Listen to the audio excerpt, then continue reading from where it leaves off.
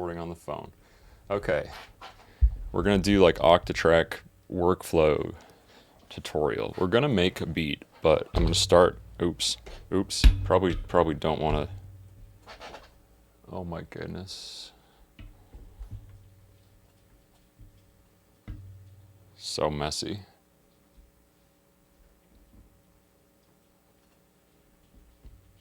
Jeez, dude.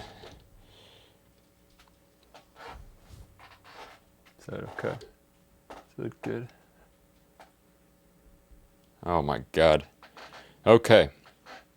Without further ado, OctaTrack workflow.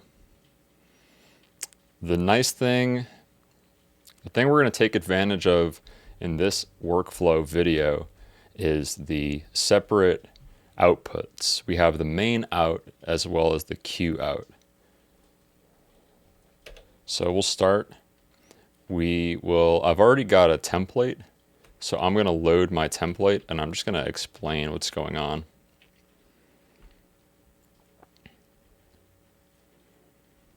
So basically, I don't know if we should get it lower, if you can really see it on my phone or anything, but basically we have some through tracks, and the through track on track 1 here is listening to inputs A, B, which is stuff from the digatone over here, which is out of frame.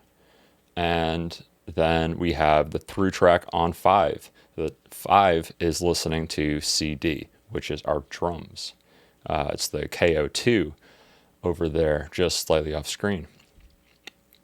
So if we only used the main outs, the drums, and the tones, the harmonic content would all be coming out the same, and we couldn't really do anything to mix it after we did the performance. But we want to take advantage of the performance, but also being able to mix it after we've done the performance. So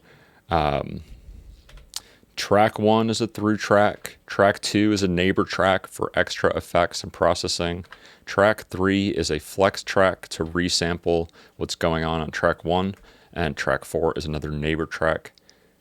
All these on the left side are being sent to the cue mix out of the headphones, and not out of the master outs. They're not coming out of the main outs there. That's important. Those are all the going to be all the harmonic stuff. So then track 5 is the through. We said that. It's listening to CD. Track 6 is a neighbor machine, which is listening to track 5 for more effects. Track 7 is a flex track, which is listening to what's happening on track 5 as well and resampling it. And then track 8 is our master, which is going to listen to all of the stuff that's happening on drums. The master track will not be listening to the cue mix. It won't mess with the cue mix at all. So in order to get this going, maybe I shouldn't smash into the camera like that. In order to get this going, we need to start by making sure our MIDI is set up. Go to function MIDI. Oh, okay. And make sure your transport and clock are both set to send. That is important. Go out. That's good. Also, maybe important to note for this workflow that I've separated the things. We need to go project and then control and audio and change the cue configuration to studio. That's important. We've also changed 8 to a master track, but that's fairly simple. It's also in control audio. Control audio track 8 master. It's right there. That's all good. And then to determine whether or not your track is being sent to the cue, we need to hold the cue button and then adjust the volume. This will determine what comes out of the cue. And then if you just let go of the cue button and you turn the volume like normal, that will determine what comes out of the main outs. So yeah. We're going to pause that one. So next we want to set up our recording stuff on track 1 to make sure the buffer is recorded correctly. So what you need to do, have we already done this? Make sure I do this too. If you hold function and hit page, you can make sure your pattern is set to the length you want. I want it to be 64 steps, so I have set it to be 64 steps. We need to hit function, record 1, and you need to set it up so that it's only listening to input AB. It's not on input CD, and it's not on source 3, which is the internal resampling. And you set your record length to the desired length. I want it to record the entire sequence, so I've set it to 64. We need to do the same thing on track 5, but we need to set the in AB to nothing and set the in CD to CD. So that way it's listening to the CD inputs, right? Okay. We also, if we wanted to like do this live, like resample kind of fun thing, just set your flex machine, your track 3 flex machine. Make sure you set the, I don't even know what it was called. Set the slot, set the part, whatever this is. Set it to recording 1, and it's going to be listening to the recording buffer on recording 1. You could also just have the recording buffer be its own track. Like you could have it on recording buffer 3. You would just need to make sure you go in and do, set up recording buffer 3 to behave the way that you want it to. This is just the way that Red Means Recording did it and how I learned it from his video, so I'm doing it that way. But it really doesn't matter as long as you set it up. From there, we need to make sure that the through tracks are going to, or the recording buffers on these tracks are actually going to record when we hit play. So what we do is go back into the recording menu, function record 1, and we need to get into our sequencer. So we hit the red recording circle. When we're in the recording menu, this is a different sequencer than the normal step sequencer, and we're going to put down a trig on the first page on the first step, and we're going to turn this trig. It's funny that it's not blinking. It's usually blinking. Turn this trig into a one-shot trig. By doing that, you put a trig and then hold function and press it, and it will be yellow. Sometimes it's blinking red and yellow. I don't know what the difference is yet, but we do the same thing on track 5. Yep, okay.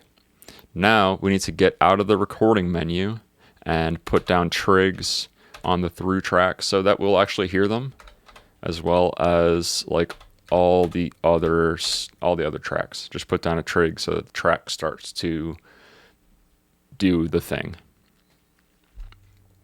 So it's pretty much all set up. Another thing you got to do, if you're going to split the cue and the main mix, the way we're doing it, we just need to hit mix and find the headphone icon, and we need to pan the headphone all the way to C, which means cue. That means our headphone mix will only be cue, which is all our tone stuff, and then the main mix will just be the drum stuff that we're going to set up on the right side. So that is all good stuff there. Yeah, probably that's enough for this video, I think. Okay, and we're back. I didn't record actually playing the samples into the OctaTrack, but I have recorded some samples. So we'll just kind of go, I guess we'll go through them one by one. Why not? I'm going to start with the stuff I have on the cue side.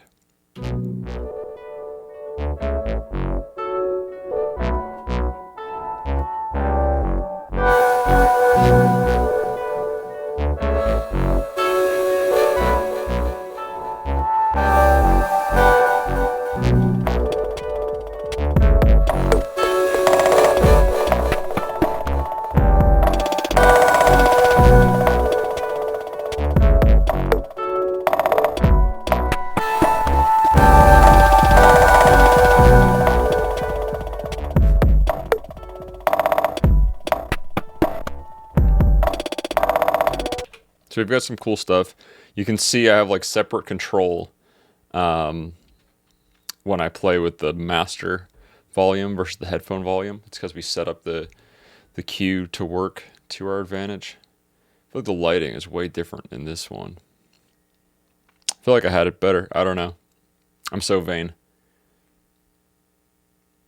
It's pretty similar, huh? What do we have? What do we have going on? So basically, what I did was I did not keep all the through machines. I still have one through machine on track 1, so that I could play more stuff in on the Osmos or on the Digatone or whatever. But we changed track 2 to a flex machine. It's playing the bass part. That's from the Osmos. And on track 2, do we do anything? On the crossfader, we have like a bit crusher. I love bit crusher effects. On track 3, we have a cool keys thing. And this one I actually sliced up. Can I play just the slice sequence? I don't know. I mean, I can mute everything.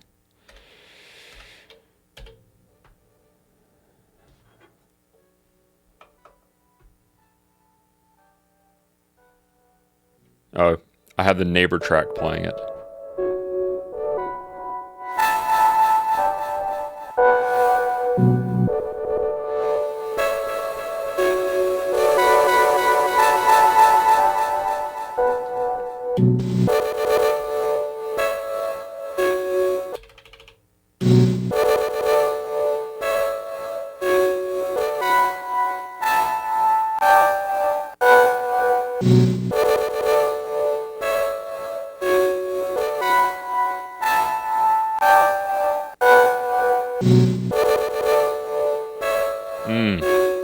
Really like the way I chopped that up.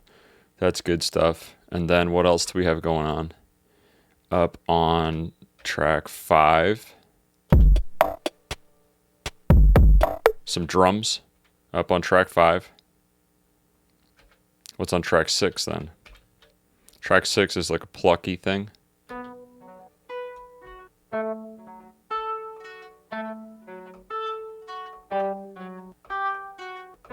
Oh, I didn't mention, but you probably noticed on the keys sound. On the key sound, we have a lot of delay going, and on the drums, we have a lot of delay going. Like you can notice the drums by themselves.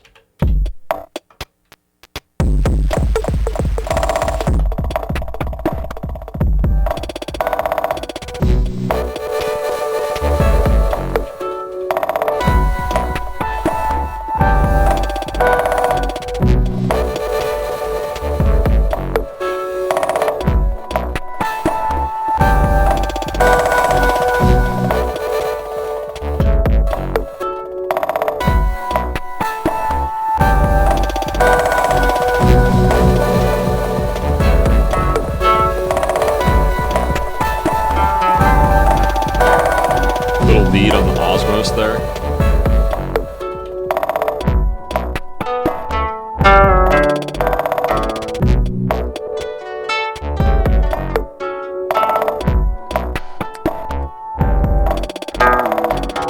Osmos will be for a different video, I guess. This really just, I wanted to explain how the workflow happens.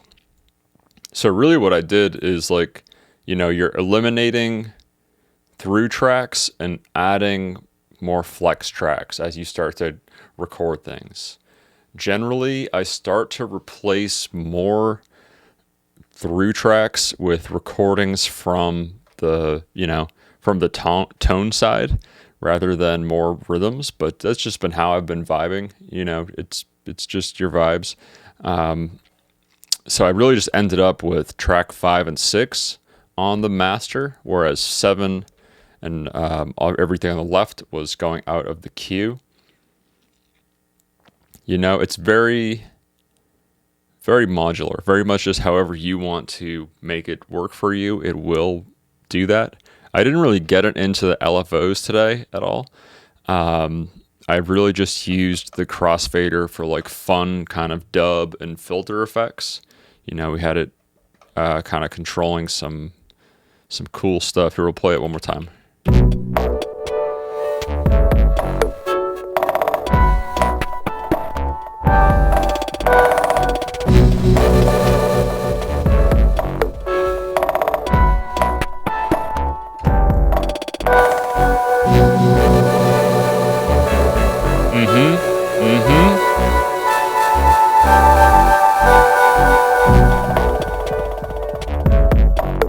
Yeah.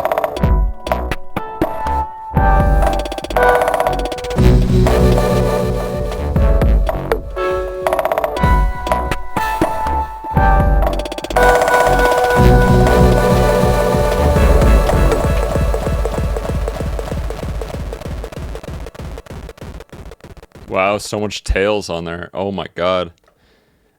So cool beat. I think I explained it pretty much. One thing that I do notice that I'm not sure if it's just because it's been in the Q mix, I might have to play with this, but when you have a flex track or a through track that is being fed into a neighbor track, and the neighbor track is using a filter, like in this case, I have mapped the filter on this neighbor track to like do a low pass filter as you sweep the crossfader. You will still hear the sound of track 3. It's not like you're going track 3 direct to track 4. It's kind of like in series. You know, you can hear, or is it parallel? No, it's not in series. It is parallel. I think that's the proper description. You know, we are not going directly from track 3 into track 4. We can hear them both simultaneously. I believe that is a parallel thing.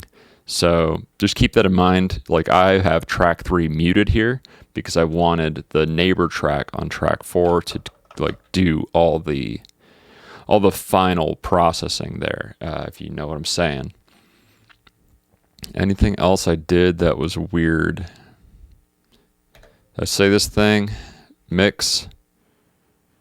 When you're in mix, you need to pan the headphones to the Q mix so that the headphone volume is just the Q mix and not the drums. I think I said that in the first part of this video. That's pretty much it. You know, I could get into LFOs in another video. You should watch the Red Means Recording video if you want to learn about using the LFOs and doing, like, you know, random trigs, automation, stuff like that. It really, like, we barely scratched the surface on what this does. I just wanted to explain, really just wanted to explain the Q mix and the main mix thing. That was the big one. So enjoy the beat. I don't know.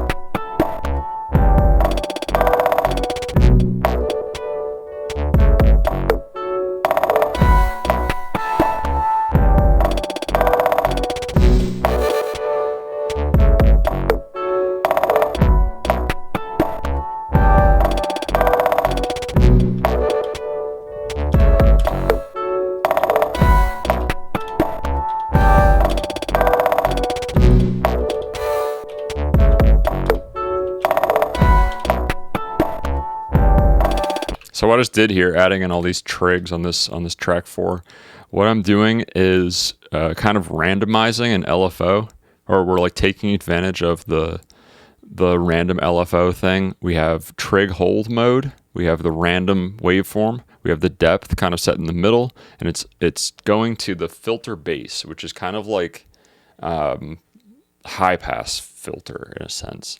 It's pretty much a high pass filter as far as I can tell. So that is doing a cool thing. So every time track 4 gets a trig, the filter gets randomized. You know, kind of cool, kind of a cool thing.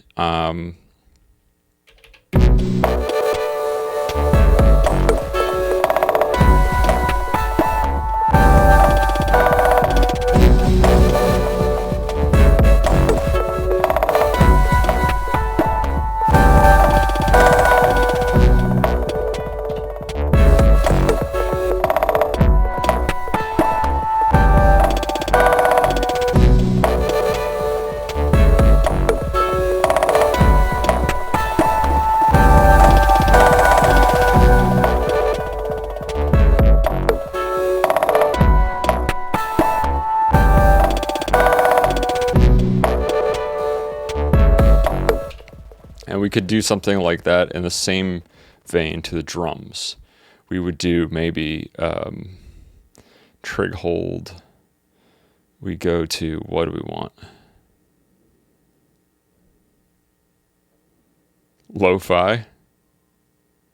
Lo-fi sample rate reduction. Is it going to be crazy? It's one way to find out. So we're doing something a little bit crazy here, right? We're going to map the LFO to the lo-fi plugin. I don't know, maybe it'll be cool.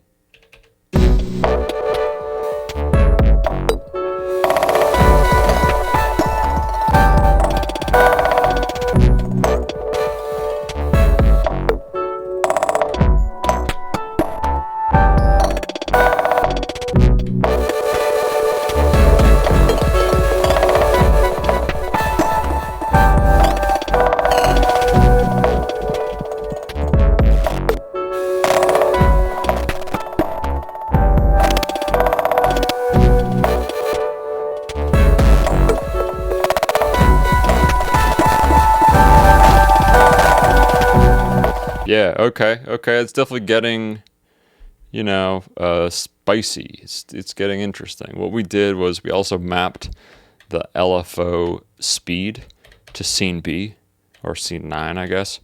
So it definitely gets crazier.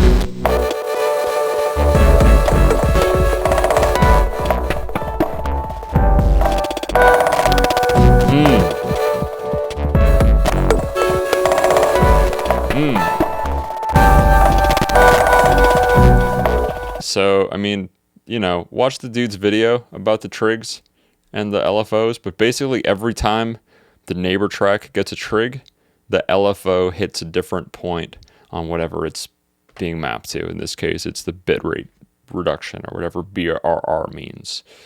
That's all, right? We don't need to do any more.